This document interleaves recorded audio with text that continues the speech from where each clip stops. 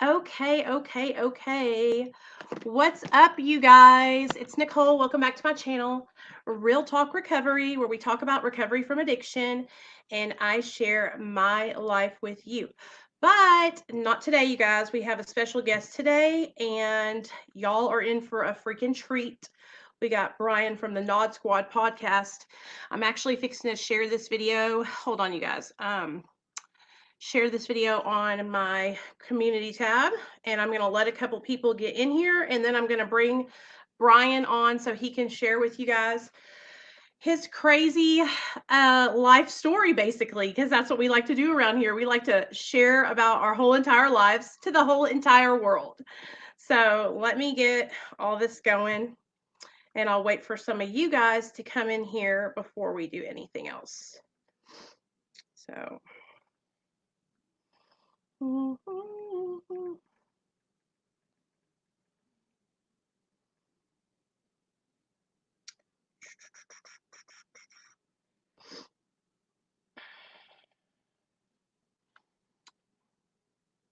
hey, Hitman. Okay, good. Hitman, go let everybody know that we're live. And do you know anybody on any other channels or anything?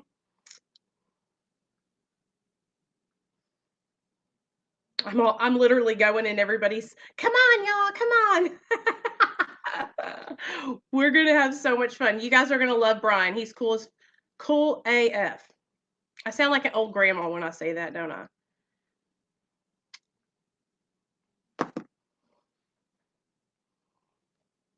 Hey, Hitman, did you see Badger's video from yesterday?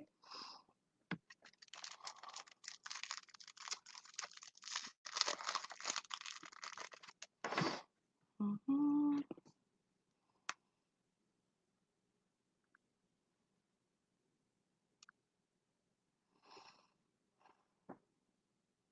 Okay, thanks, Hitman. I appreciate you, man.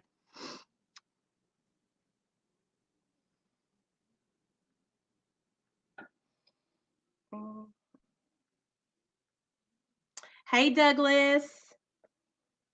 Hey, you guys. I'm so glad you guys are here. That's right. I'm Wonder Woman. Don't forget, you guys, to give this video a thumbs up. Come on in, give the video a thumbs up. Share it if you have social media, like over on Instagram, Twitter, Facebook. Invite all your friends over here to come hang out with us. We're going to chop it up, talk about all about addiction and recovery. Hey, Misty. Do y'all like my makeup today? Look, I put on some glitter just for you guys.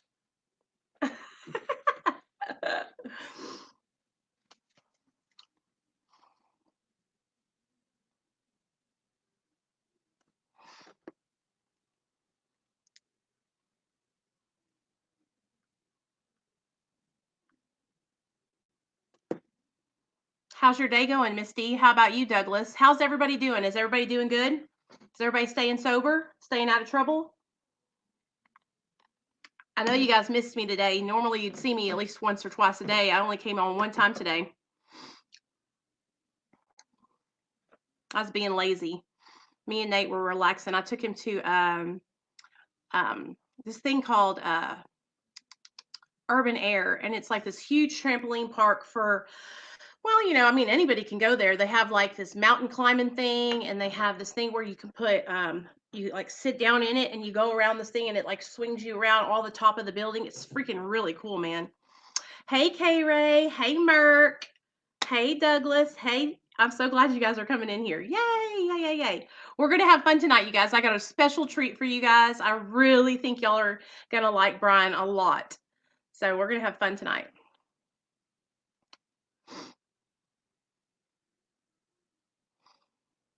Oh, thanks, Hitman. I appreciate that. No disrespect taken. Hey, Dubs. Soba. Are y'all staying soba? Because how are all my yoked up white dudes? Hey, Barbara Reese from the Bronx. What's up, girl? Barbara, every time you come on, you say, this is Barbara Reese from the Bronx. Hey, Breeze God. Hey, Great Dane. All right, you guys, T minus 1 minute. I'm going to bring Brian on. Okay, y'all ready? All right, all right. What's up? Hello.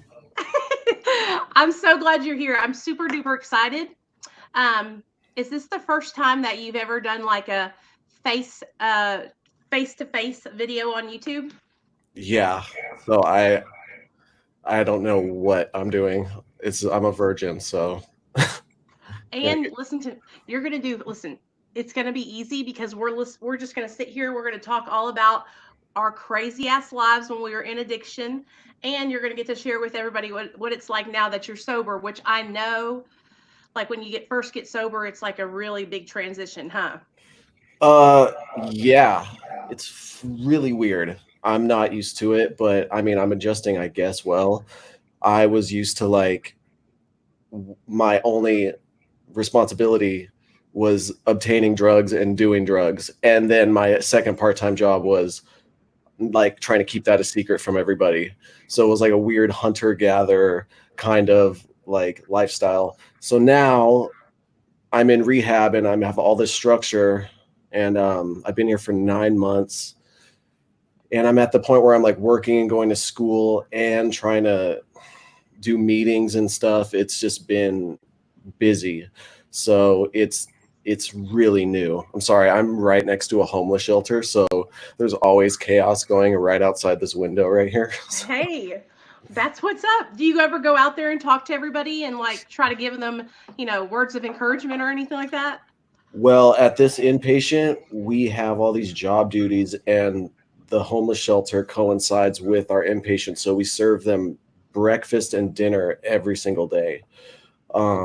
So I'm constantly communicating with them, and it's a little intense, but at the same time, it's also kind of rewarding at the same time because you're being a service to other people who need it. Um, but it's just been weird and surreal and different and uncomfortable. But I guess that's kind of necessary for change and growth and everything. For sure. Yeah. Okay, so this is what I want to get started. I want everybody, I don't know if a lot of people on my channel know about your podcast, but the way I found Brian was I was on Podbean one day and I don't know, I typed in the word heroin and it brought up the Nod Squad. And I remember listening to your one of your first episodes and Oh you were God. like, this is Unc, um, Bow Ball Baggins. One ball to rule them all. My friend gave me that nickname because I only have one testicle. Uh-huh. Um, Well, how did that happen? How did you lose a testicle? Let's start out there.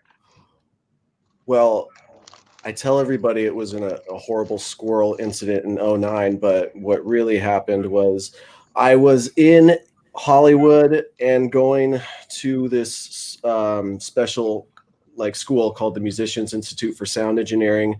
And one day my one ball like swole, like it's got like 3 times bigger than the other one. So I was just like, what the fuck is going on? I can cuss on here, right? Oh yeah, man. Okay, cool. That's gonna make this easier. So I had just moved back to LA, and I was like, what is going on? So I went and saw some doctor, like the first doctor I could find off Sunset, and they were like, well, how much sex have you been having? And I was like, I just moved here. Like, what are you talking about? And they're like, well, we're gonna test you for STDs and STIs.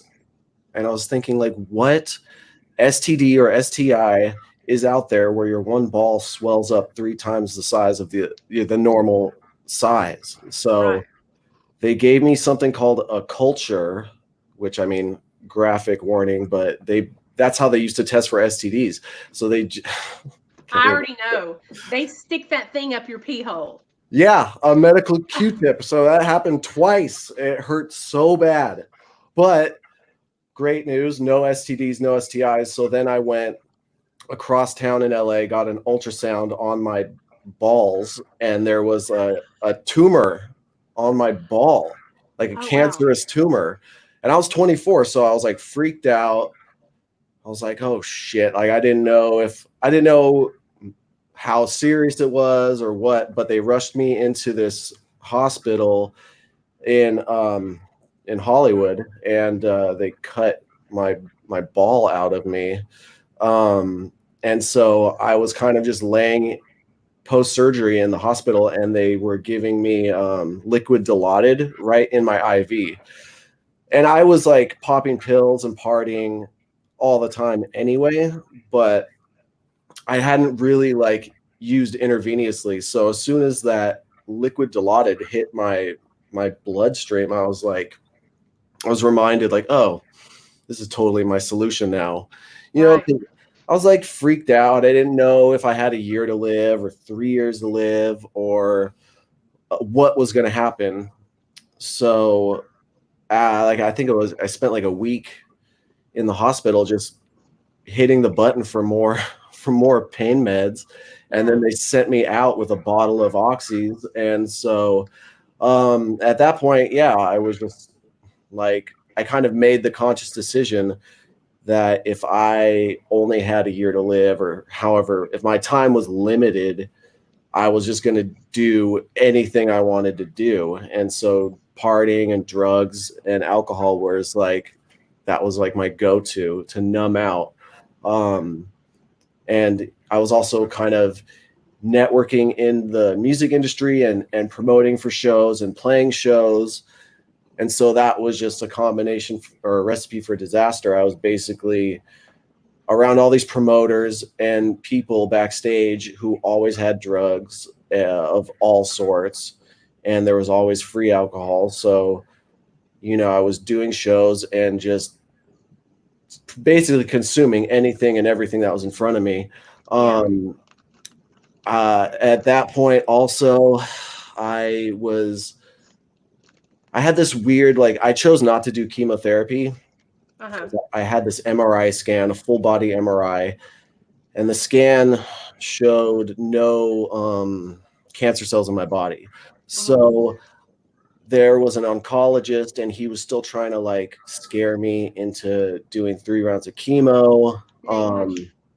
And I was like, well, why do I need to do chemo? There's no cancer cells in my body.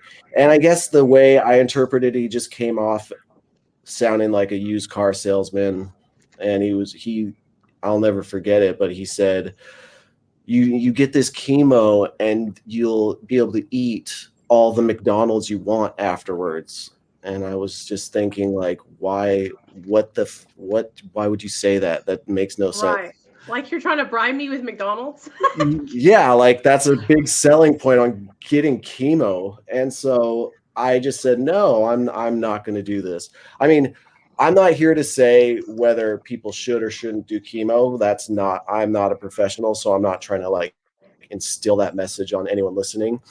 But for Hmm. me, for my personal decision, I was like, I'm not going to do it.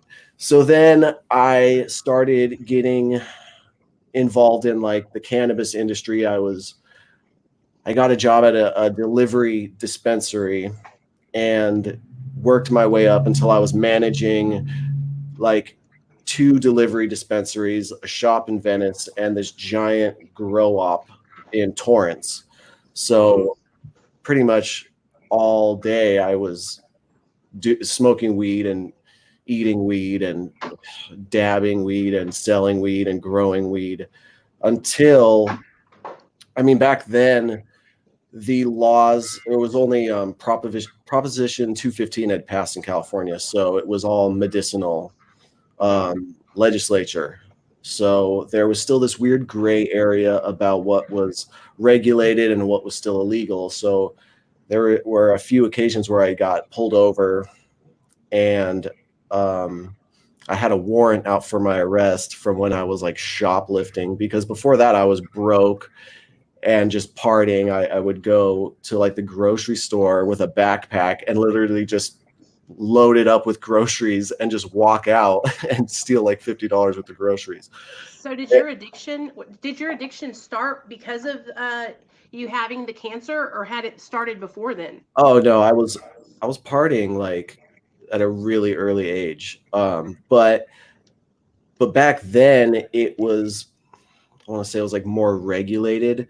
Uh I did my first Oxycontin when I was like a junior in high school. Mhm.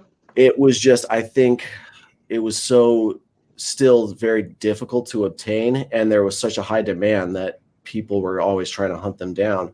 So I would do them, but then they would dry up on the streets and then I couldn't get them. So they're like, fortunately, I wouldn't have access to them long enough to get really sick or really strung out. Uh-huh. But I mean, I would still be doing other things. I'd be doing coke and drinking and taking ecstasy and all this other stuff. Um, but I'd say after I was diagnosed with testicular cancer, I for it, and being in LA, like a lot of the drug market opened up to me. So, Yeah. Okay. yeah, I eventually met this guy who knew someone who always had oxys, like always had them.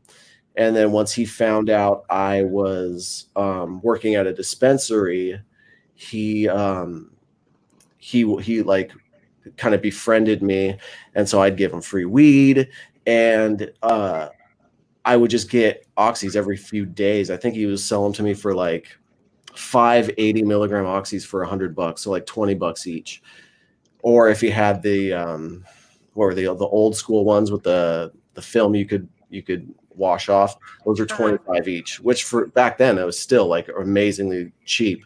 So I was making like $5,000 averaging a month working for all these dispensaries and growing weed in my house. So I always had money, and I was, going out doing shows. So I would do like daily, like 2 to 3 80 milligram oxys a day. Sometimes I do like 4 or 5. Uh-huh. So by that point, I would try to like get off of them, and I would just get really sick. Um, and then, yeah, I got arrested. I got arrested twice with a bunch of inventory for weed in the trunk of my car, like a really large amount of weed and concentrates and edibles and God knows what else. So by then, I was in and out of court for like a year, fighting this felony intent to distribute charge for Oh shit. weed. Yeah, the second Wow. time, yeah, it was bad. And I never forget, because I was covering for a delivery driver, and my pill plug was like, "Hey, I found a giant bottle of old school '80s." So I was like, and it was like 12 at night. And I was like, "Oh, awesome!" And I already had oxys, but I was just like, "Oh, cool, more Yeah. drugs." And so um, I thought, okay, I'm just gonna drive over there and pick up and drive back home. It's 12 at night, but I mean, it's like a ghost town on the streets, and he lives in this little trap house by Altadena, which, Altadena is just north of Pasadena, and it's a little rougher neighborhood.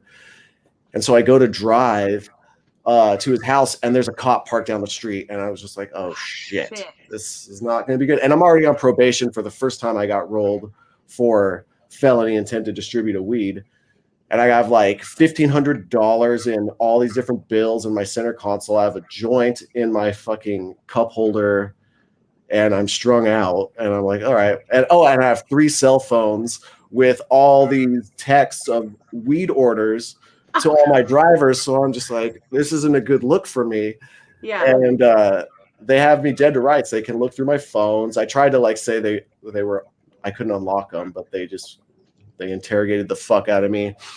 And then they rolled on me and raided my little bungalow apartment in Pasadena, and they found all this weed. They found like over $10,000 in cash that we were making for the businesses, Uh-huh. and they locked me up. So I had money in the bank, so I ended up bailing myself out, and the bondsman gave me a ride back to my apartment, and it's just fucking thrashed. There's just everything on. You couldn't even see the floor because Yeah. they just tore up my apartment.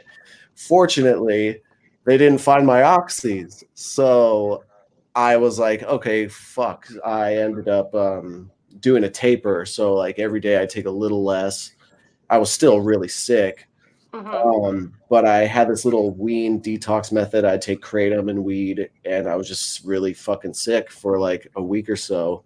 And I thought, okay, cool, I'm off opiates. But then I was like in contact with an ex-girlfriend, and I was in California, but she was staying in, I think it was Indiana, and Hmm. she would mail me, like she was she was coming down off of heroin, and she was like, I need to get away from this.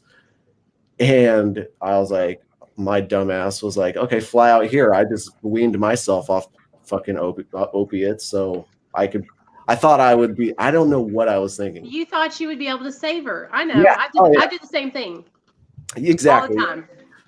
So she flies out and she smuggles like all these pain pills, like morphine, oxy, to get herself off of heroin. I don't know how she got away with bringing them on the plane and not getting caught. She probably smuggled them inside of herself or something. But so Yep. she's got all these pills and she's still sick, and I'm like, my addict brain, I'm just like, yeah, what's up? Give me some give me some pills. Right. And she does here and there, but I remember we're like driving down Sunset, and she's super sick, and she's just like sighing like really loud, so I'll hear it, just like and I'm like, what do you want? What's your problem? She wanted some dope. Yeah, exactly. So she's like, let's go get heroin. And I was like, no, that's not the point of you coming out here. Like, what are you thinking? And she was like a trust fund baby, so she had a bunch of money. And so she's just like trying all these manipulation tactics, like guilt tripping me. And then it came to bribery, like, well, I'll buy you this expensive new vape you want if you take me to go get heroin. And after like a half hour of this, I was like, okay, fine, let's go get heroin. And by that point, I had done heroin a few times, Hmm. but I didn't really know how to register my veins, or I would just smoke it, or I'd have someone shoot up for me. But at that point, I thought I enjoyed oxys more because Yeah. I knew what I was getting, and I don't know. I just had this weird stigma where it was like I felt like more elitist. I felt like upper class because I was like, "Ooh, I do pills. I'm not a junkie," even though I really was. You Right. know. I was the same way, man, because there wasn't a lot of heroin here where I lived in Arkansas. So I was always like, we don't do heroin, we do pills. You know what I mean? Like I'd done heroin probably like 20 or 30 times, but not like anything like I shot pills, you know? Well, it was weird because a lot of my friends already made the switch to heroin, but I was so stupid and naive, or I thought like, oh, I'm better than that. I don't do that, even But though you like know how it is. That's what we do. In our minds, we justify and ex- rationalize it yeah, to make it sound exactly. better than what it really is. I did the same thing. Yeah, and that was just a justification for me to just do pills. So anyway, we go and we get a bunch of heroin. I think we get some coke too, and I I was able to successfully hit myself, and so that rush, even though I'd felt that rush before, for some reason, I guess I just got the dosage right or something, and so I was like, "Oh, cool! This is awesome. This is way better than like snorting a pill or eating or smoking a pill or even slamming a pill." I was like, "This is great."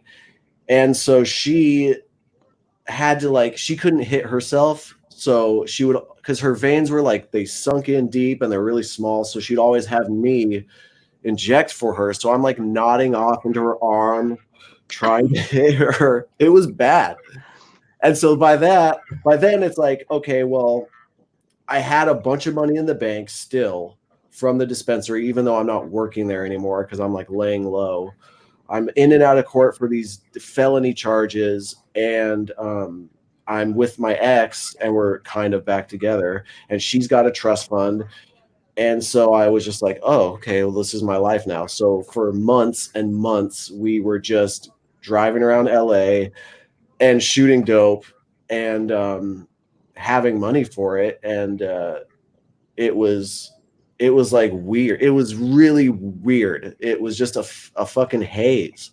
Yeah. And then we'd wake up sick, and our dealer he had his own delivery service. He would drive around LA and drop off sacks. And from 11 a.m. to like 6 or 7 p.m., we could hit him up, meet him somewhere like Echo Park or MacArthur Park or downtown somewhere and pick up. So, and he had black tar heroin, China White, Coke, and meth. So I think at one point he had gotten a bad batch of black tar. It was really weak. We did the shots, like it wouldn't suck through the cotton very well, Mm-hmm. and we did it and we're still sick. So our middleman, Stoner Steve, was like, well, he can Stoner get. Steve. Yeah, I don't know why they called him Stoner Steve, because he was a full blown junkie, but I guess it rhymes with Steve or something. I don't know. But he was like, well, he can get China White too. It's more expensive. And we're like, shoot it. Let's do this. So then we go back, get a bag of China, and we were like, wow, this is amazing too. So now we're hooked on China.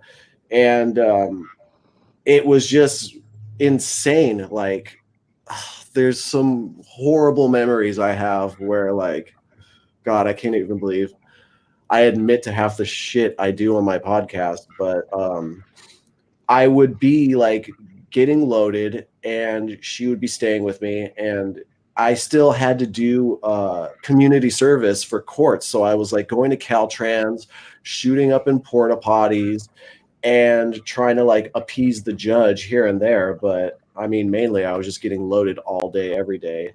And then being back with my ex, who, I mean, we had such a toxic relationship in the past anyway.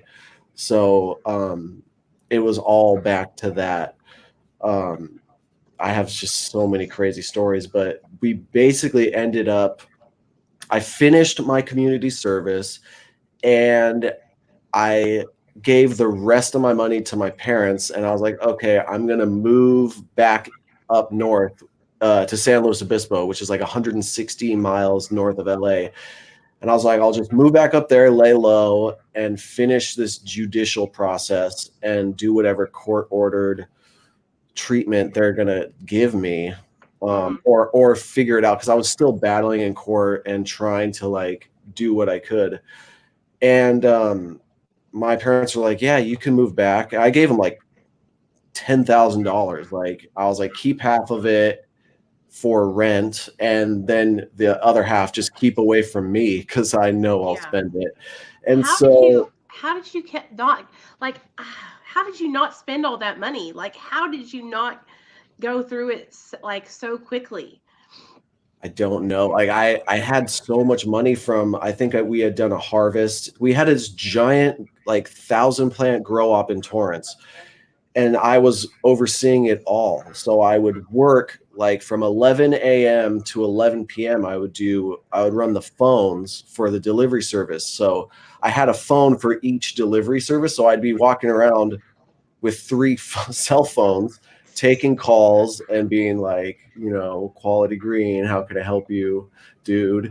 And then they'd be like, they would inquire about what was some good strains of weed, and then I would, I'd make suggestions. And then after they took an order, I'd text it to my drivers, and then drivers would deliver them weed. So basically I could be anywhere in LA as long as I had my phones, I'm on the job.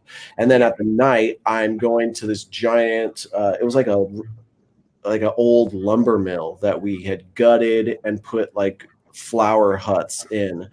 Oh. And so I would be like making sure the drip system was going good and the lights were all fine. And then we had this giant trimming harvest, and then I would have to like dry the weed and cure it with the owners of this business, and then vend it to other dispensaries and sell it through our dispensary. So I was sitting on so much money back then, Mhm. like, and plus my on and off ex-girlfriend had this crazy trust fund where I guess her mom was kind of in control of it. I didn't know the details, but her mom would siphon money out of it and give to her for living off of. She didn't give it to her all at once.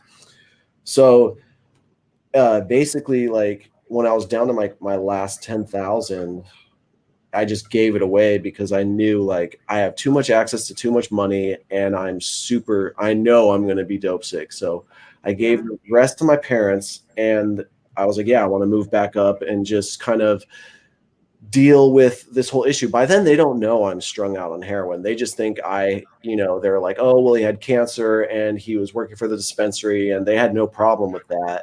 And so they thought I was just going to be there and dealing with my criminal convictions for weed. Mm-hmm. Uh, but they knew I was back with my crazy ex-girlfriend. So they were like, you can move back, but you can't. Your girlfriend can't come. Right, right. And so by then I was like, oh, I'll show you. So we had moved all my stuff in a U-Haul and my dad drove it back. And so I'm sitting in this empty bungalow apartment with my girlfriend at the time, and we have like one last issue of China White heroin. And Mm-hmm. so we're like, all right, we're gonna do this heroin. We're gonna drive up, and I'm gonna sneak you into my room and like hide you in my room. I don't know what I was thinking. And then we're gonna dry out and detox. So we do that, and we get super loaded, and we drive up there. And so I'm hiding my girlfriend in my room. And so it was so stupid. When my parents would knock on the door, I'd be like, oh, hide in the closet and stuff I've like that. totally done that before. It was Totally. so bad. So bad. So we get up there, and that dope sickness was like the worst sickness I've ever felt. Like when I was able to sleep, I'd wake up in the middle of the night covered in sweat, freezing. It was just so bad. And I had like kratom. It wasn't helping that much. I think there might have been fentanyl in this China White. I don't know, but Uh-huh. it was just so bad. And so me and my girlfriend drive to the town south of San Luis and go sign up for methadone because we were like, this is just too much. And so we do all this just insanely sick. And they're like, we go see the doctor, and they're like, okay, we're going to start you on a 40 milligrams, 21-day detox or whatever. Mm-hmm. But it was on a Wednesday. We filled this paperwork out, and they're like, we can't dose you until Friday. So we drive back, and we're laying in bed like, there's no way we're going to survive a whole day before we get well. So Right. I'm just laying there, like just in the fetal position, hating my life. And my ex, she texts our dealer in LA and is like, "Oh, so and so will front us a bag if we drive down there." And so now I'm like contemplating it, like, "Oh my god!" And finally, because I was like, "Fuck it, let's go." I cannot feel this horrible anymore. So now we're driving to LA on like less than a half tank of gas. I don't know if we're gonna run out of gas. I'm so sick, I can barely hold my arms up on the steering wheel. Oh, I hate that. It was just so bad. And so I take some kratom to like s- try and feel good enough to get to LA. So now we're getting into like Thousand Oaks, the valley, and my fuel light comes on, and I'm like, oh my god, I just praying that I don't run out of gas. We end up just making it outside of downtown, and we go to a gas station, put like 45 cents into our gas to like get there. And we get to downtown, and I'm just parked in a gas station, and she walks like somewhere by Skid Row, which is rough. I don't know if anyone's seen Skid Row, but it's weird. Yeah. So finally, I'm just like looking around paranoid. I'm like, where is she? She finally comes back. Our plug fronted her a bag, like a half gram of China, and we do the biggest shot, like the biggest shot I've ever done. And I literally do this shot, and there's people walking by us going into the like convenience store, and I just don't even care at this point. I'm like, I need to get well. And I do one shot, and I'm literally still sick. Like it took 15 minutes to feel it. So then we Uh-huh. do another shot, and now I'm feeling normal.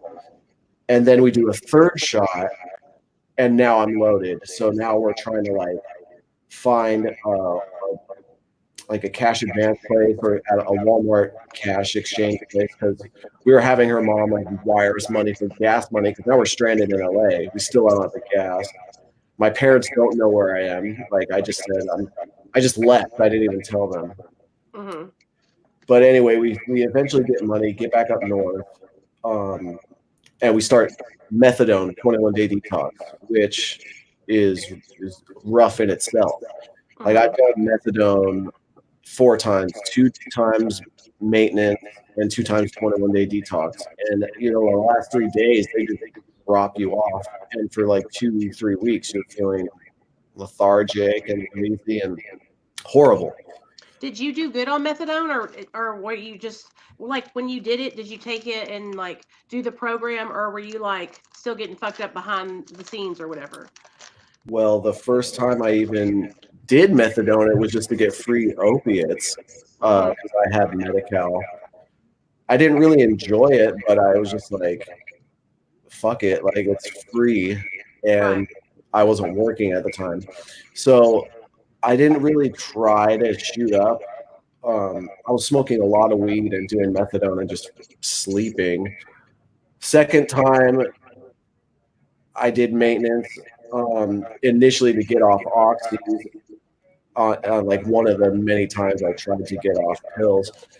And then the last 2 times I did 21 detox just because I just knew I had to have something. But I never actually tried to shoot up while I was on methadone because I just figured it wouldn't work. So it'd just be a waste. But Mhm. like my whole process was I would get super strung out and then I'd have like little safety net packages to get well. So I would have like a little box and it had like 2 to 3 sub strips, some kratom, and weed. Yeah. Yeah. So when I'd run out of money, I'd be like, okay, cool. I can. I think my whole system was like take subs and taper off that after 3 days, switch to kratom, so I don't get sick off the subs, and then smoke or vape a bunch of weed. And then a week later, I'd be good, and then I'd have enough energy to make money and get back on heroin inevitably. So that was my whole deal. But towards the end, I was just crashing and burning. I was always on probation, so I'd get pulled over constantly, and they'd search me, find drugs, and I just go back in the system. So I was like in and out of jail Didn't you constantly. get put on a drug court? Yeah. How did So that happen? that's a good story. That's actually how I met my co-host, and we had the idea for our podcast. Yeah. So at this point in my life, I'm I had just gotten off Prop 36, which is another drug program, and I was dating a different girl who was also like a junkie. We had this. I had gotten these crazy Sid and Nancy like Kurt and Courtney relationship. So now I'm dating this other girl, and we're strung out. But I'm maintaining a job. I was like a certified pool operator at this community college. But the freedoms of that job, I had a company vehicle. I could just drive off site and go get heroin. Uh huh. So I get off work and I pick up my girlfriend, and we're with one of our many heroin dealers, and he's got some check, and it's definitely not his name, but she's like, oh, I'm gonna cash his check and he's gonna give us dope for doing him a favor. And I was like, whatever, dude. Like I should have noticed the red flag and been like, oh, this is pretty shady. But she, for some reason, she didn't have a debit card, so now it's on me to like cash this check that he found. And I'm trying to like inquire, like, well, why is this not your name? Your name is so and so, and this is a completely different name. It's like a Chinese name or something. Mhm. And so he's making up excuses like, oh no, that's my real name or something. I'm part Chinese. And I was like, no, you're so not Chinese. But and I thought, okay, we're gonna go up to the counter and they're gonna ask for ID and they're not gonna be able to cash this check. But he had this whole system. He's like, just put it in the ATM, and it worked apparently. So he was able to cash out like $200.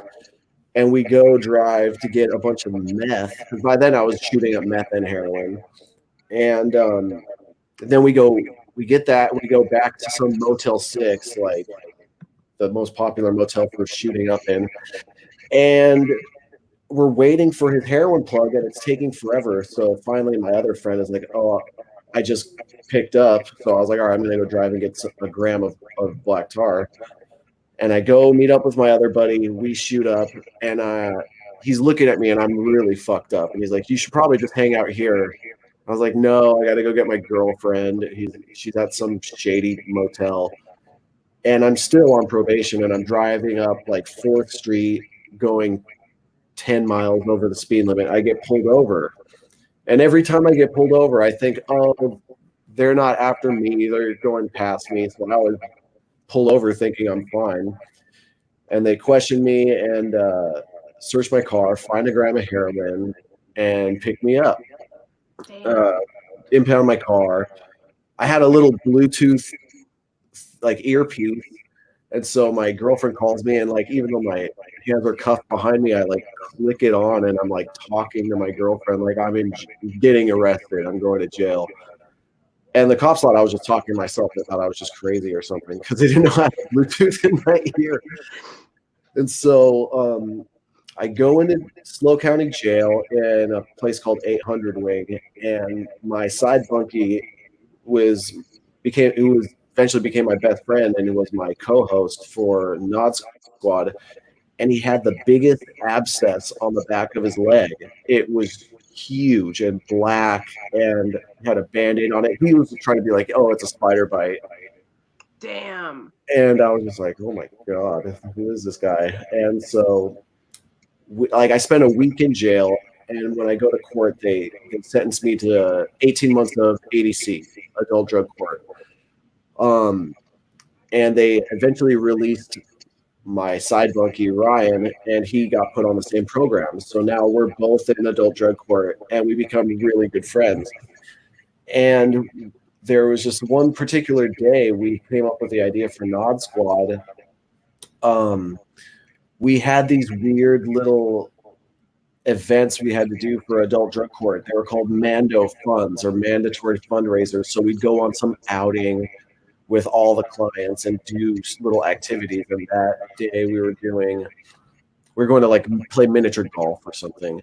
Uh-huh. And so even though I'm in drug court, the girl I'm dating is still strung out. She's Oh, shooting up in front of me, and I'm doing my best to like white knuckle it.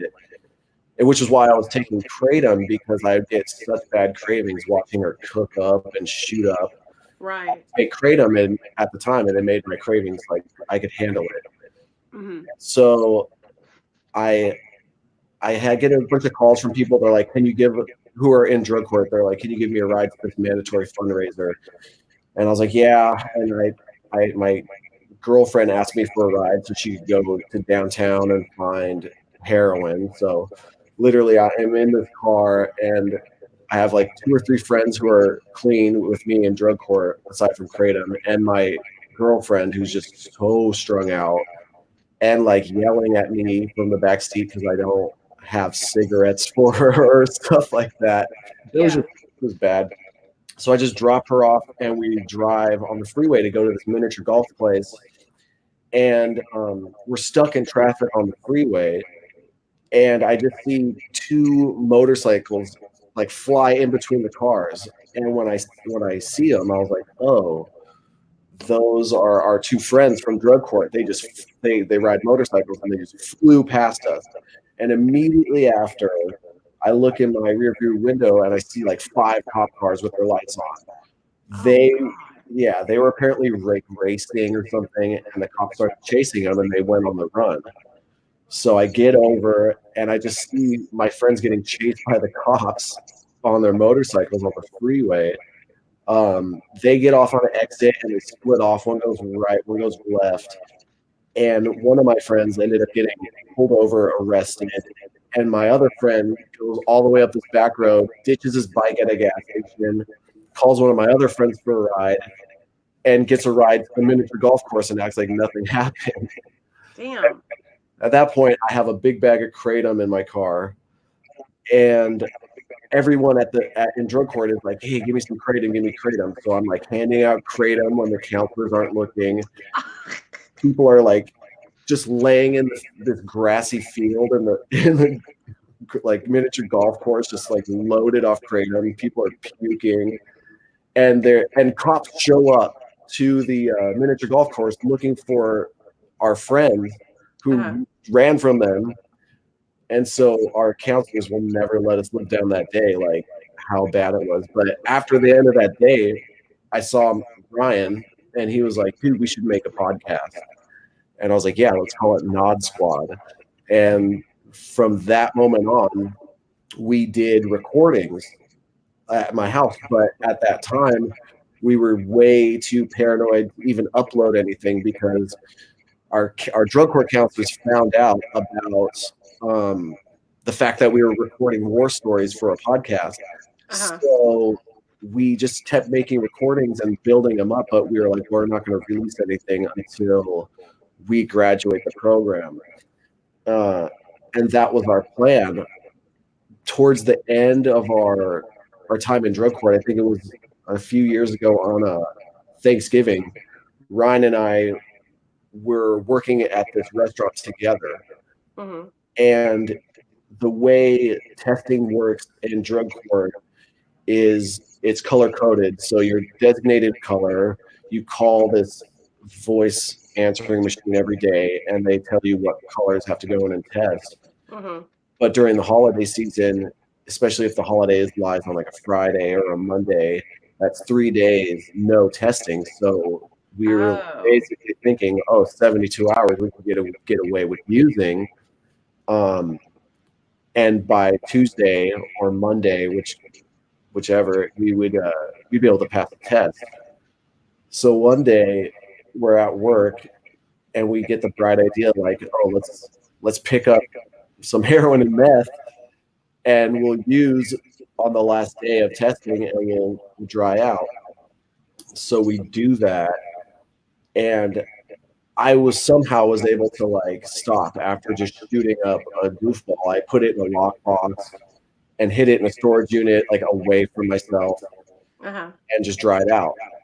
My friend though, Ryan, just kept going hard, even when testing started back up again. So he ended up missing tests, um, you know, getting dilutes, all this stuff. And finally, when they're questioning him about this, he self admitted and was like, "Yeah, I got loaded."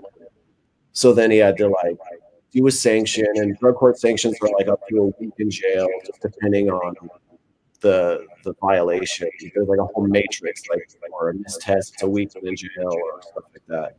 Uh-huh. So he had to fast track and do a week in jail, start the program over, and then by then he was so resentful against the program, he kept using like, "Well, fuck this," until finally he went on the run. And I even have an episode on the podcast where I'm on the phone with him doing a phone interview, and he's on the run from drug court, hiding out in some like mystery house, and it's kind of fucked I up. listened to that one because you did a trigger warning at the beginning of it Yeah. because he was like he was using, and that's why I love your podcast though, because it's like legit, just it is what it is, and that's what I liked so much about it because I'm in recovery and I love recovery, but I relate to those stories that you guys tell on there that are just like so real and raw. Well, I thank you. I mean, it's been weird because yeah, literally is on the phone with me, and he's like, "I need to do a shot," and he cooks up on the phone and shoots up. Yeah. So that after moments like that, or having guests on who are like, "Yeah, I just shot up coke during this phone interview," I've had to really be mindful of trying to have real and raw content, but I'm legitimately trying not to be too triggering for people who, because I would get people who tell me like, "Oh, I had to turn that off. That was just too much." Yeah. But then it's like I'm trying not to be too preachy with recovery, but not too triggering with war stories. So it's like this weird fine line I try to walk, and it's like sometimes I steer too far to the right or left. Um, but It's I really try to, difficult. You yeah, can't please everybody. And like what I figured out is that what doesn't trigger somebody else will trigger this person. And so like that's why whenever I tell like stories about my addiction, at the end I always try to make sure I'm like, that was my past. I'm so glad I'm not living like that anymore. I try to like do an even balance of like recovery and then the crazy stories, because that's how you find people that are still in their active addiction. Is that's how we attract them, because they relate to our stories. And yeah. then hopefully they'll stay and they'll get sober. How did you end up getting sober? Like, what landed you where you're at now? Well, towards the end of my last run, I I had relapsed like on a birthday, and I had just like kind of fucked everything off. I walked out of my job because I just couldn't take it anymore. And I was kind of taking care of my parents' house. They had gone on like a trip to DC for 2 weeks. And so by that point, I was doing all these jobs for my dealer. So I would help him with just random stuff, collecting money or driving him around. And eventually I just let him crash at my house, which was like a huge nightmare because now I'm living with my dealer and he's got all these drugs and he's getting spun out and he's paranoid. I'm super like, I've been up for days, so I have a psychosis, and there's all this crazy shit happening, like too much to mention. But towards the end, I ended up falling out and overdosing, and he walks in on me, and I'm just laying there on my floor in my room, like just totally dead, foaming at the mouth. I probably wasn't breathing for like almost 10, 15 minutes. And he called one of our mutual friends who was like a junkie, but he's like, I don't know, this like junkie humanitarian who goes around narcanning people. So he texts a friend and he's like, he's dead. And dude ran over, hit me with like 4 bottles of naloxone, like just kept hitting me. And I'm pretty sure they thought I was going to die, but somehow I came out of it completely sick. And I dried out. But I relapsed a few more times. I think what really made me decide to go was my parents found out about my overdoses through one of my sisters, and they just saw how bad it was, and they did an intervention on me. And by then, I had gotten, I like, I ruined a lot of really good relationships. On top of that, people who just wouldn't talk to me because I was just so far gone, and I was just blaming every my addiction on everything else and everyone else. It's like everyone else's fault that I'm a junkie. And just now that I'm clean, it's like so stupid for me to even think like, why was I even perceiving everything like that? But yeah, I think the main thing was my parents scheduled an intervention, and I could have either just took in this job because I had this really good job offer. I could have stayed in town and dried out, but I knew like what good is this job if I'm just gonna get loaded again. I'm just gonna be living by myself, shooting up on myself, and I'm probably gonna die. So I was at that point, I told you about how my co-host was on the run. Well, he finally turned himself in, and they court ordered him to this 12-month inpatient program, and he Mhm. was getting to the end and graduating it. So he had come up to visit and get his car because they were allowing him to have a car like the last 3 months. And he saw me, and I was like a hot mess. Like on our Facebook page, there's a video and a photo, and it's like him super clean, and I'm just strung out, looking like a zombie. And so he kind of just had a talk with me, and convinced me to go into inpatient. Dave from the Dopey podcast reached out. I love that podcast. Yeah, I've been friends with Dave for a long time. I was really a big fan of his show when it like first started up. Um, I've been on there a couple times, but he called me personally and he gave me some really tough love and convinced me to get help too. And so I was like, well, I was looking around, shopping around for inpatients, but I knew I needed more than a 30 or 60 or 90-day program. And this one that I'm in now is 12 full months. So I was like, it'll be a good like year sabbatical, figure my shit out, and actually like make an effort to like fix my broken life. Uh, Yeah. yeah, it was just insane because at that point I knew what was going to happen to me. I'd lost enough things. I wouldn't say I hit rock bottom because it's kind of like my theory that there is no such thing as rock bottom because every time you think you hit rock bottom, you can always sink a little bit deeper. I think rock bottom is like when you're dead and 6 feet under in the ground. That's rock bottom. It can always get worse no matter how bad you think it is. So, but I had lost enough in my life where I wasn't willing to lose anything more. And so I checked in here.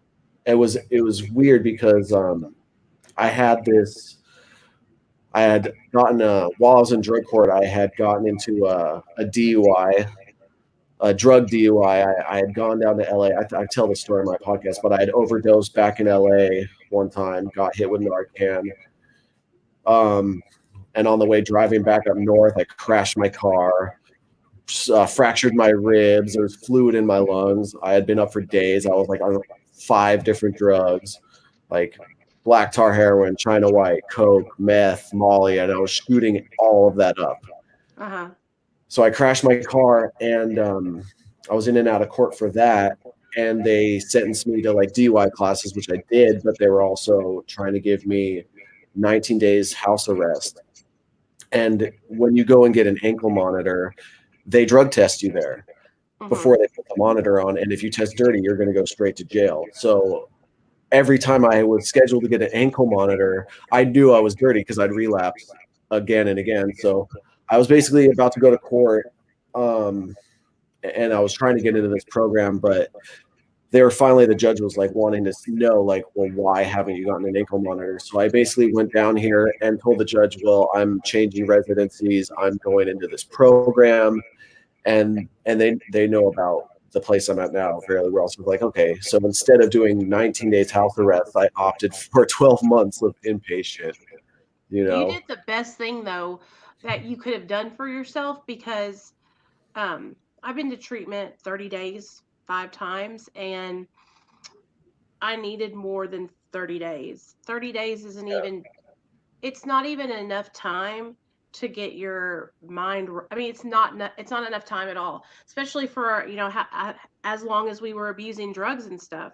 It's too difficult to just come out and go back to your life. So it's awesome that you were I don't see a lot of people that are willing to go into treatment for a year.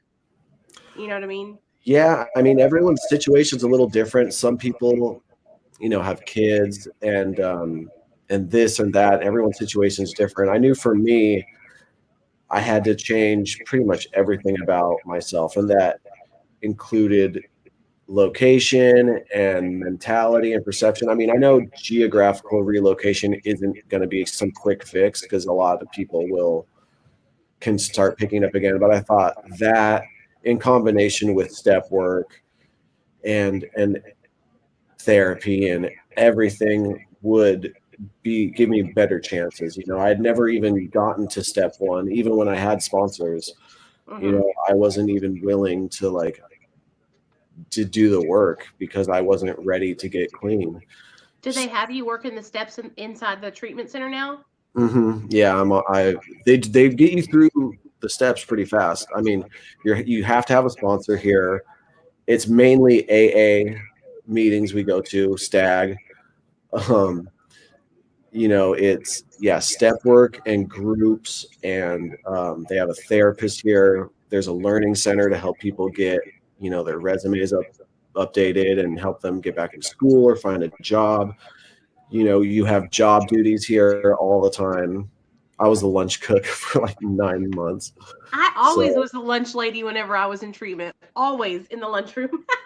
I had to work my way up. Like they start you off at dining room and then pots and this and that.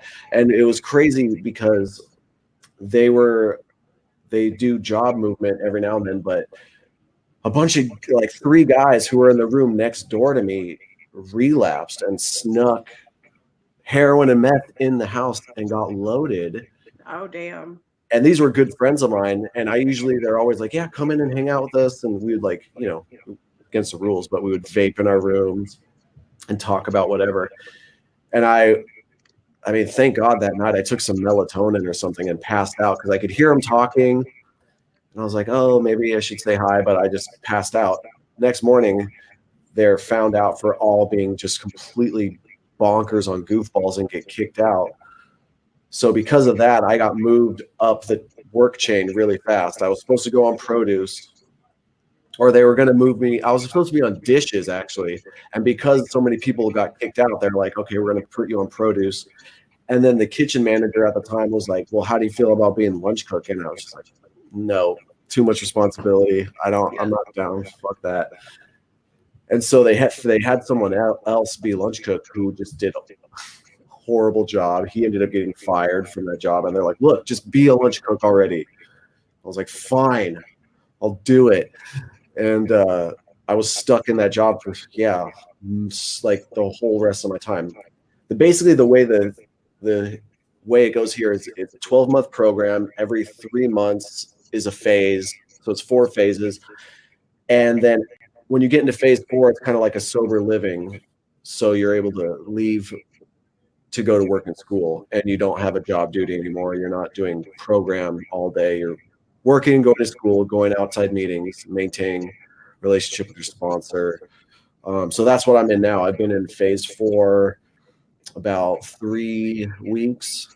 I'm back at the community college. I'm getting my associate's degree in computer network engineering. I just found a job yesterday. So, The promises are coming true in your life already. yeah, it's weird. It's like it's good, don't get me wrong, but it's so surreal because for 2 years, I was not working a job. I was making money, but I was doing shady, shady stuff. Like I would still go up to Mendo County and Humboldt County and bring pounds and pounds of weed down to Yeah. LA to vend to dispensaries. Even though I'm out of like the cannabis union, I'm still like middlemaning all these insane deals and making money for heroin and whatever else I could inject. And it got really dark. Like I would see people get stabbed. I'd see people get shot. I mean, I would go to Watts and pick up a 10 or 20 pack, which is like 10 or 20 pounds of weed, vend it to like 3 or 4 different dispensaries or however many, and then have so much money and then almost get robbed or this or that. It You're was just doing so good chaos. though now. Like it's a miracle that you're I mean it's I truly think it's because you've been in there and you've had that gradual step up. You know what I mean? So you've had that stability and you got a sponsor like that shit.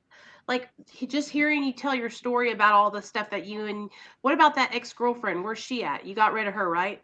Well, which ex-girlfriend are you The talking? one that well, I guess both of them. They were both getting high. So Okay, so one of those ex-girlfriends went to Chicago, was homeless, uh, and I would talk to her every now and then, and she would tell me how bad it is over there. Like people who are homeless and strung out there, they're just as likely to die from freezing to death, oh God. nodding out on the street as they are from overdose.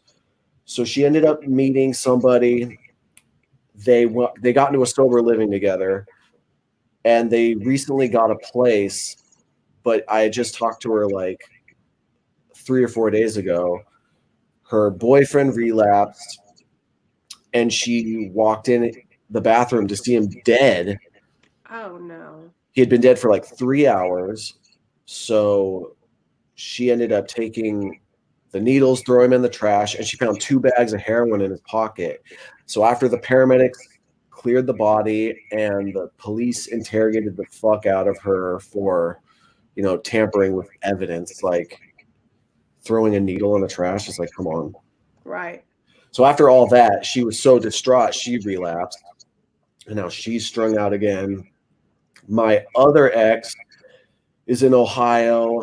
She's been in and out of jail. She's doing pretty much whatever.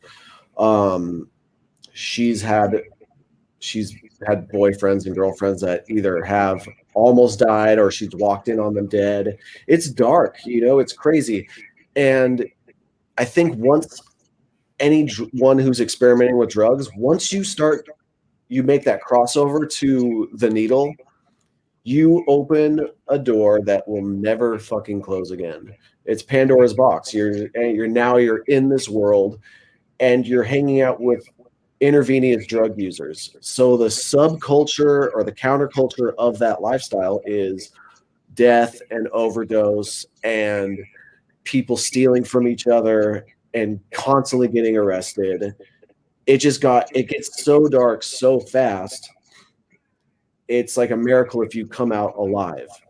You Yeah. know, it's really crazy. And I have to remind myself of that or where I came from constantly, because I think the brain in like a natural defense, it sometimes tries to block out traumatic events, right? In a, like a Yes. as a tool for survival. So in normies, that's like a good thing, but for an addict, that's horrible, because then a lot of people will tend to forget about how horrible it got, and then sometimes glamorize the good times of drugs. So I always have to remind myself of that.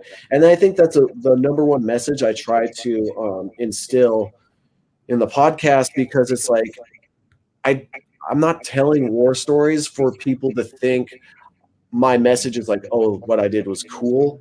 Right. I don't want anyone to think that. I think it's the war stories I tell is there's a lot of stupidity, there's a lot of pain behind them, but I think that pain or a lot of that stuff is also relatable to other people. So I always have to kind of remind listeners, like, I'm not trying to glamorize my drug use. Um, You're remembering where you came. Listen, it's called, okay, so our brains automatically go back to, like, it's called euphoric recall. And we mhm. go back to that, like, oh yeah, I remember that one time with Susie, and we were like, hopped up on meth and cocaine, and we had the most banging sex or whatever. And that's what our minds remember, instead of what really happened, where me and Susie shared needles, and now I have hepatitis C. You know what Yeah. I mean? Like, it's, and I talk about that a lot here on my channel, because I talk about those experiences, one, because it helps me to remember that I don't want to go back to that life. Like, I always think about the day that my son got taken from me, because it's like a never-ending reminder of that I don't want to go back to my addiction. Just like your reminder can be, having to go through drug court, having to lose all that just time in your life, losing friends. I mean, those are ways to keep us from going back into our active addiction. Yeah, the way I guess I describe it is like we laugh a survivor's laugh, kind of like how war veterans talk about how crazy it was on the battlefield. You know, Yeah. I talk about these things, and and I champion the fact that I survived it, and not only that, but I'm clean and sober now. And so it's weird. It's and like there was a long time when I was just documenting my path to recovery, because the first, like, anyone who listens to the podcast, if you listen to the early episodes, I'm either dope sick or strung out or admitting to that I just relapsed. Like the first like 17 episodes, I'm like detailing like my real life experiences and being like, on one episode, I'm like, I just relapsed. Yeah. I think one of the last, I think it's like episode 13 or something, I break down. It's a painful episode to listen to. And I'm just talking about all this horrible shit that's going on in my life. I still have old episodes in the vaults that I haven't uploaded, and I'm literally like shooting up while recording with somebody. And now I'm just thinking, like, oh my God, like I'm gonna have to edit the hell out of this episode because I don't know. Like, I didn't even like, we really didn't have guidelines for like podcasting, especially a drug related, recovery related kind of podcast. It was just kind of just document our lives. This is how it is. And to especially a lot of people who I get emails from say, I just wanted to understand my family member or my spouse or my loved one and understand addiction better. Yeah. So it's been, it's like a challenge making what we do, but it's also very rewarding. You know, we get emailed from people, I get emails from people all over who are struggling with addiction or they say like your podcast helped me not feel so crazy, you know. Right. Yeah. Um so it's just been a strange experience, like hearing from people. I'll have people on. I've had people on from Australia. I've had people come on from Canada or from the UK or from South Korea or Switzerland. And we all have this like commonality where we take things to the certain extreme until we barbecue our lives. You know, it doesn't matter what the substance is. Like I'm an addict of all varieties. I may be in rehab right now live. I abuse the fuck out of caffeine or I do vaping too. or social media. So I'm Yeah. constantly having to regulate like discipline in my life with everything because I have the potential, if it's something that helps me escape my comfort zone, I have the tendency to go for it until I feel like misery popping back in my life. And then I have to do all these cliche things that have been proven to work, like give up control and surrender and get outside of myself, help others. It's I never thought I would be this like recovery guy, but I mean the shit works. It's been tried and true. It's been working for people for a long time. So I was like, you know what? I if this is what it takes for me to rebuild my life and be happy, then that's what I'm for. You know, a lot of people say recovery is only going to promise you a sober lifestyle, and I'm not in it to get the car and the job and the girlfriend and stuff. I'm in it just to be happy and not try and fill a void with stuff that's eventually is going to lead to my downfall, if that makes Right. sense. And you can be was like when we were texting the other day on Instagram and you were talking about like kind of not knowing how to talk to people and like feeling when you were telling me that I felt the same way whenever I first got sober. I mean, I still kind of feel weird whenever I have conversations with people that I don't really know. Like I'm always thinking if they're like looking at me weird or if I'm like talking, I always like second guess myself. And Yeah, I know. I relate to that. I was like, man, that's this. I think that it's like being a newborn baby when you're first sober. It's like we're just like toddlers, like we don't know how That's to be without exactly drugs. that's exactly how I related to. It was like when I first got here, it was like being born all over again, and you have to literally relearn how to do everything sober because I was acquainted to doing things loaded. And so now it's just different and new, especially, and it's so uncomfortable. But it's been, in comparison to how uncomfortable my life was towards the end, it's not that bad, especially when you just put in the action, get uncomfortable, and then walk through it and get on the other side of it. Then you're like, okay, that wasn't that bad. Like, Right. I spent my whole life avoiding my comfort zone and numbing out to stay in my comfort zone to the point where that safe space became the most uncomfortable, miserable place imaginable. Yeah. So it's like the step work, yeah, you're going to have to relive horrible things you did and horrible feelings that you made other people feel. And you're going to have to like admit that you and your perceptions and your actions are what caused you to be in the state of situation you're in, you Yeah. know. But I think once people realize that, it can be it can be a weird emotional state where you can feel shame and guilt, but just don't marinate in that, you know, because it can also be really empowering because you're the only person that can get yourself out of it at the same time. You know what I'm saying? So, um, I think it's just like a humbling experience where you're like, okay, I fucked up, and now there's a set of tools here that can help me break out of it and not think of the world in such like weird shades of gray and stuff. But it's like something you have to do every day. Yeah. Like every day I have to like pray and meditate, which is weird for me to say Mm-hmm. because I'm not like the most religious person, but as long as I have a spirituality of my own understanding, it's fine. You know, Yeah, like it exactly. centers I'm me. not a real religious person either, but um like I have a connection with my higher power now that I did not have at all for a really long time. And it's because I didn't I checked out from my higher power. My higher power was always there holding me down, making sure I didn't die. And now it's like I have, I don't know, it's just amazing to be able to have a program where, we can go through hard times, but we have support, we have each other.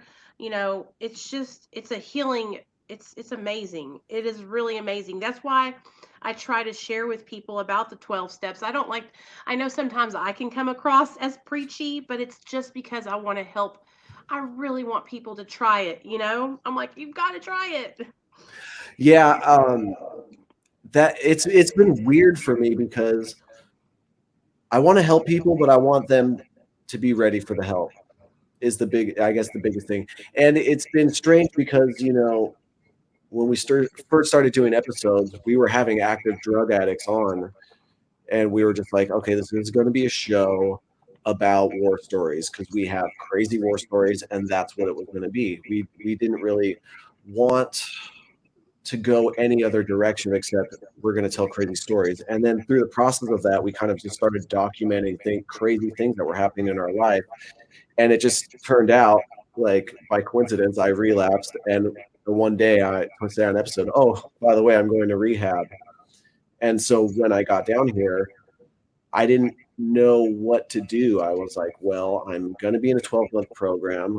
How am I going to release episodes? What is the future of Nod Squad or whatever? And at that point, I had made all these new friends, and we were all basically addicts in early recovery. And we all are, you know, when you're in early recovery, what do? You tell a lot of crazy stories. Yeah. And a lot of friends here who had a lot of crazy stories too. So I was like, okay, cool. I had a bunch of backlogged episodes, and I guess before I came here, I mixed and mastered them all for scheduled release. So I had bought a month or two worth of time to like do side jobs, save up for a portable mic, and then I told the board of directors here, I was like, oh, by the way, I have this silly podcast. It's called Nod Squad, which is like not the most like positive name, but it grabs attention. And I was like, I want to do episodes in your rehab. And he kind of didn't know how to take it because that's just like a heavy thing to like tell stories about your life. And for some reason they allowed me to do it, but they had all these specific rules like, well, you can't name the facility you're in, you can't talk about stuff that goes inside like stuff that goes down inside this facility you can't talk about. You can talk about Mhm. people can talk about their lives before they came here. And so I was like, fine, fair game. And so Nod Squad kind of manifested into like a live rehab podcast where we do episodes from this rehab that I'm in right now. And so over Mhm. time, it kind of went from like this weird, like drug addict podcast, and I mean, without my control, I've been sprinkling in more recovery in it. Um, and I think a lot of that I don't really have the most control over because my life is changing and my life is growing. So the content that we talk about on it is going to reflect that. So I love I it. always I'm so excited to see what else comes as you get into as your recovery progresses. Like I can't wait to see how the channel or the how the podcast changes. And also you're going to have to start uploading on YouTube now.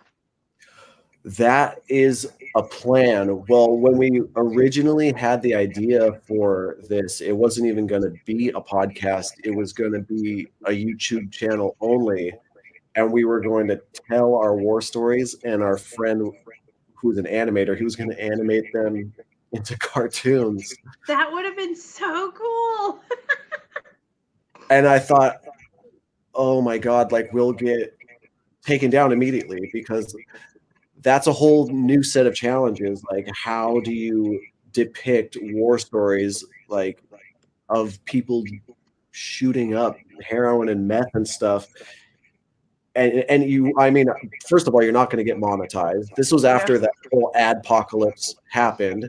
So I was like, well, monetization's out of the question. We probably won't even be able to get a Patreon. This is just going to have to be a project for fun. So I think because we have a YouTube channel, but it's just been like a barren wasteland. I haven't done much with it, but I think we're going to turn it into like a commentary channel and talk about just different topics like, socio political things going on with the drug war or the privatized prison complex or, you know, big pharma or this or that. Like I'm still kind of brainstorming what to even do with that channel.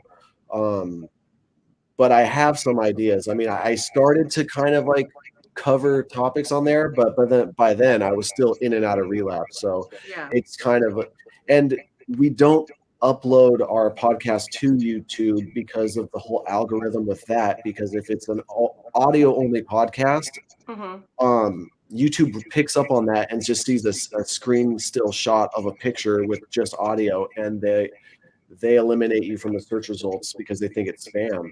So, I mean, our podcast is on most platforms: iTunes, Spotify, Stitcher, Podbean, and all the others. Um, but and not only that, it's been kind of weird even doing this because my co-host I haven't been in the most contact with because after like 3 months after he graduated the program I'm in now, he relapsed Uh-huh. and he comes on to talk about that. So I've kind of been carrying the weight of this on my shoulders. I mean, wait, like this podcast, Nod Squad or whatever, it isn't just me. It's bigger than me. I hate the word squad normally, but it is. It's a group of all my friends, and we all tell stories and we progress our recovery or our relapses or this or that. So, but it's been me. This responsibility has been me to curate and release stuff. Uh-huh. So, kind of thinking about what direction this whole project goes in, it's still kind of up in the air. But I love doing it. It's like the most fun I've ever had. So I want to continue making episodes. Just the direction it goes is like, who knows, you know? I mean, I am a big fan of y'all's. I'm a big fan of the podcast, and I want everybody's going to subscribe to your channel because I've linked that and I linked your podcast in the Oh, comment sections Also. So now you're going to have to make YouTube videos because you're going to have subscribers over there. So there's going to be pressure Oh, on you now. But anyway, I well, loved having you on here. I kept you on here for almost an hour and 30 minutes, but I want to have you back on for like a 6 month check in to see how you're doing after you get out of rehab. well, yeah, I graduate April 24th. I'm going to be going into the sober living next door. There's a sober living right next door. I Good. know I'm going to need at least 6 months of sober living. Maybe after those 6 months, I'll do another 6 months, but I know I'm going to need more accountability. I'm not going to move back up north. Like all my friends who I was in drug court with, I check in on them, and it's bad up there. People have been dying left and right. So I think the accountability of drug testing plus the requirement to keep me going to meetings and keep making action is what I need. Everyone I know who's graduated this program and immediately went and gotten their own place have relapsed and things have gone bad. So I'm really trying to do it right this time. And yeah, I can't wait to update you and stay in touch and keep You're letting you doing the right thing though. Listen, I whenever I went to treatment, I came out. I went to a halfway house. Then I from the halfway house, I stayed there for like 6 months, and I went into apartments so that were connected to the halfway house. So like as long as you can stay connected to the treatment center, do it for as long as you can. And you know what would be really cool if you could like start working there eventually too. So that way you could be in recovery and helping people for the rest of your life. Like that will that's what I do, and it saved my life. I just got a job working for a treatment center, and that happened 2.5, 3 weeks ago. And I haven't, and I could have never even imagined it, man, ever. And so now I get to help people have a YouTube channel and do my regular little job that I do from 9 to 5 here where I live, and I could have never ever imagined it. And you can do the same thing. Like I know you can. Yeah, it's weird and surreal, but I mean, I've been finding ways here and there to help people. Like I took a Facebook for business class, and it was like an 8 hour lecture, and apparently the professor does work at this place called the Boys Club, and it's for young people in recovery. And after talking to her, she's like wants me to help them with their YouTube channel, which is like, okay, cool. Yes. I do HNIs, and I'm trying to find people to sponsor, and even with the project I do, people reach out and be like, I can I talk to you about my son? He's about to go into a treatment, and they just want to understand addiction better. So it's weird because when I'm stuck in my head and going through the shit, my mind immediately goes to self-care. Well, like I need to be on my phone all day. I need to like consume energy drinks, or I need to do this, or I need to go find a quick hookup, and those things never work for me. It's like as Right. soon as someone is talking to me about their problems and I'm interacting with them, I managed to get out of my own head immediately and look at the bigger picture. And when I hear about other people going through the shit, I not only relate that to them, or if someone asks me to help them with step work, it reinforces me learning the steps all over again. Like, um, it's just really bizarre how our minds, usually the solution is not the right solution. So it's the action of helping others that helps you just escape that like misery, which I mean, now that I know that, I feel like why didn't I get this from the start? But it's like I didn't know about this from the start, you know? Right. It's like our brains Oh, are wired that way. I'm like literally getting teary eyed just hearing you talk about it because it's just a miracle. It is a miracle that it's that simple as helping other people, giving back what was freely given to you, you know? You Yeah, know? it's really surreal. And I'm just really thankful and grateful that I've even made it this far because I should be dead.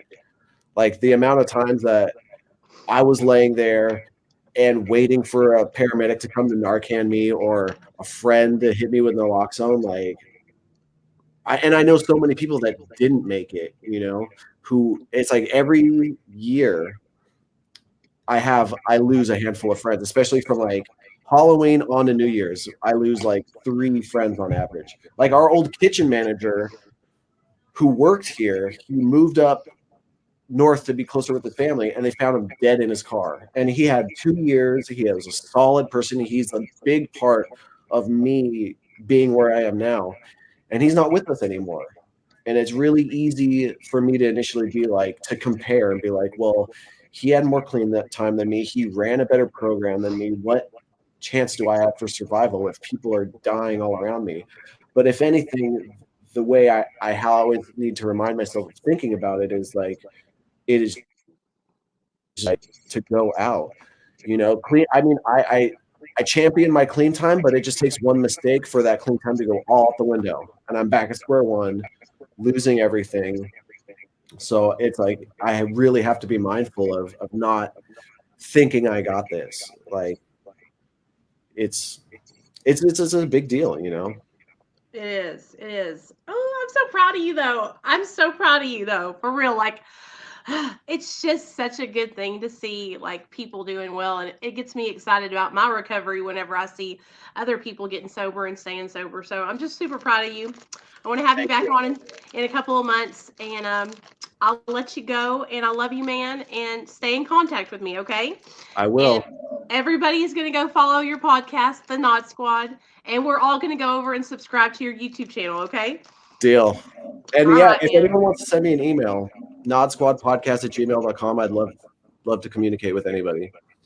I will link it. I will put everything in the comment section when I upload this video, so that way they can find you. Okay. All right, thank you. Love you, Brian. Thank you so much for coming on. I had a blast talking to you, man. You're so easy to talk with. Thanks. I love you All right. too, and you know where I'm at.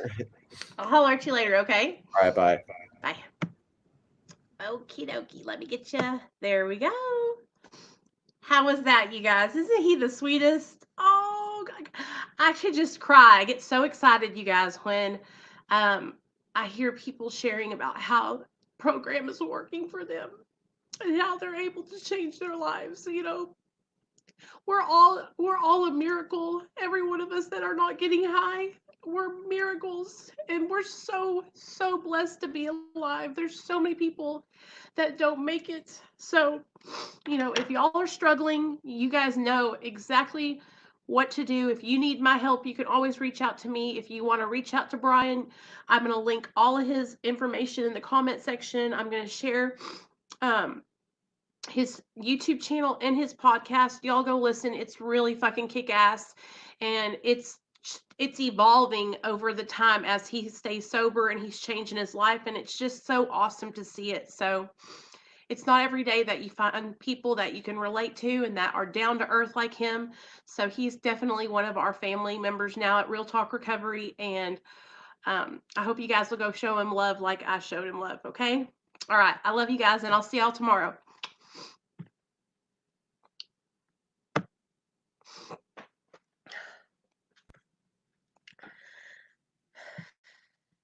Got me all emotional.